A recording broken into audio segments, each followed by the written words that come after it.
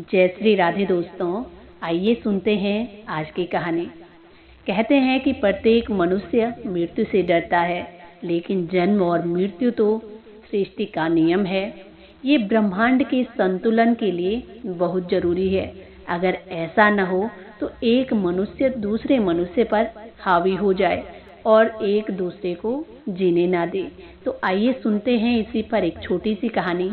एक बार एक राजा एक संत के पास गए और वहां जाकर राजा ने संत से कहा कि महाराज, आप ऐसी कोई औषधि बताएं जिससे कि अमरता प्राप्त हो जाए, कभी भी मैं बूढ़ा न हूं।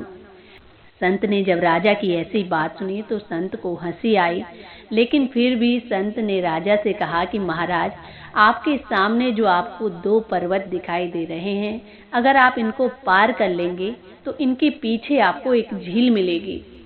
उस झील का पानी अगर आप पी लोगे तो आपको अमरता प्राप्त हो जाएगी। राजा ये सुनते ही बड़ा खुश हुआ और राजा ने वो पर्वत पार कर लिए और झील के पास पहुंच जाता है। जैसे ही राजा वो पानी पीने के लिए नीचे झुकता है तो राजा को एक आवाज सुनाई देती है, जैसे कोई बहुत बड़े कष्ट में हो। तो अब राजा ने पानी नहीं पिया और पहले उस आवाज को तलाशने लगा कि ये आवाज आखिर कहाँ से आ रही है, यहाँ कौन कष्ट में है। तो राजा कुछ आगे जाता है तो देखा वहां पर एक बूढ़ा व्यक्ति था। वो बूढ़ा व्यक्ति बड़े कष्ट में था, मानो उसे देखकर ऐसे लग रहा था कि कब से इसने अन्न ग्रहण नहीं किया, कोई भोजन नहीं किया। तो अब राजा उससे उसकी समस्या पूछने लगे तो वो बूढ़ा व्यक्ति कहने लगा कि जब मैंने इस झील का पानी पिया और उसके बाद मैं घर गया तो कम से कम 100 वर्ष तक मैं अपने घर में रहा और 100 वर्ष पूरे हो जाने के बाद मेरे परिवार के सदस्य सभी मुझसे बहुत दुखी हो गए और मेरे बेटे ने मुझे घर से बाहर निकाल दिया। घर से बाहर निकालने के बाद जब मैं यहाँ आया तो मुझे 50 साल से भी ऊपर यहाँ हो गए, लेकिन मुझे मृत्यु ही नहीं आती। अब तो मैंने भोजन भी त्याग दिया, लेकिन फिर भी मृत्यु नहीं आती है। मेरा जो बेटा था वो भी मर चुका है और जो पोते हैं वो भी बूढ़े हो गए और मुझे मृत्यु ही नहीं मिलती।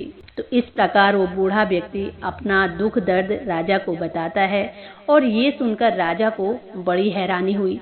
राजा ने पानी पीना छोड़ा और वहां से लौटकर चला आया, क्योंकि राजा के मन में एक सवाल आया कि बुढ़ापे में अमरता का क्या करना, जब शरीर बूढ़ा हो जाए तो उस अमरता का क्या काम। तो वहां से लौटकर फिर से संत के पास आता है। संत से कहने लगा कि प्रभु, आप मुझे अमरता के साथ कुछ ऐसी औषधि और बताएं कि अमरता के साथ साथ मुझे यौवन भी प्राप्त हो जाए, मैं हमेशा जवान रहूं। और अब ये बात सुनकर संत को हंसी आती है।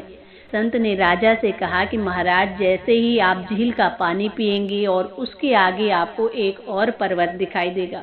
उस पर्वत के पीछे आपको एक पेड़ दिखाई देगा। उस पेड़ में पीले रंग के फल होंगे, उनमें से एक फल आप खा लोगे तो आप यौवन को भी प्राप्त कर लोगे। राजा इस बात को सुनकर भी बहुत खुश हुआ, क्योंकि अब राजा को अमरता और यौवन की दोनों औषधि प्राप्त हो चुकी थी। तो अब राजा उस पर्वत को भी पार करता है, उस पेड़ के पास पहुंच गया। वहां राजा ने देखा कि उस पेड़ पर बहुत अच्छे अच्छे फल लगे थे। उनमें से राजा एक फल जैसे तोड़ने ही लगा, तभी राजा को बहुत तेज तेज आवाज सुनाई देने लगी और वो आवाज थी किसी के झगड़े की, जैसे कोई लड़ाई कर रहा हो।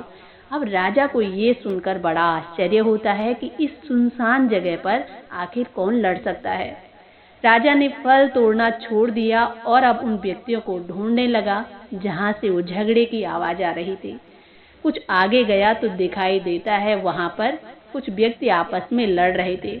अब वो कौन थे राजा को पता नहीं था। तो राजा ने जब उनसे पूछा तो उनमें से एक व्यक्ति कहने लगा कि राजन, ये जो है मेरी संपत्ति का मुझे हिस्सा नहीं दे रहे हैं। तो अब राजा ने उस अगले व्यक्ति से पूछा कि आप इसकी संपत्ति से क्यों नहीं देते।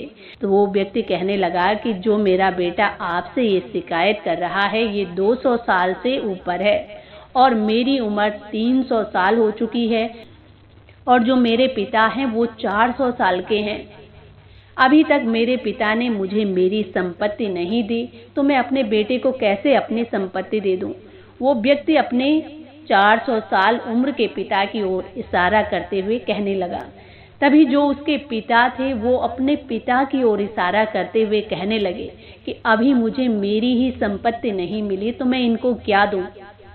और ये देखकर राजा को बड़ा आश्चर्य हुआ। वो व्यक्ति कहने लगे कि हमारा जो ये झगड़ा है ये कभी न खत्म होने वाला है, ये अनेक पीढ़ियों से ऐसे ही चला आ रहा है और हम आपस में ऐसे लड़ते ही जा रहे हैं। इसी कारण गांव वालों ने भी हमें गांव से निकाल दिया और हम गांव से निकलकर यहाँ आ चुके हैं और अभी भी हमारा झगड़ा खत्म नहीं होता है।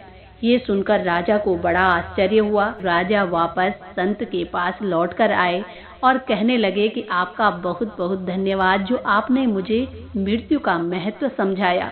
और कहने लगे कि महाराज मुझे ना तो यौवन चाहिए और ना ही मुझे अमरता चाहिए। तो दोस्तों ये थी आज की कहानी। आशा करती हूँ आप सबको भी पसंद आएगी। इसी के साथ जय श्री राधे, जय श्री कृष्ण।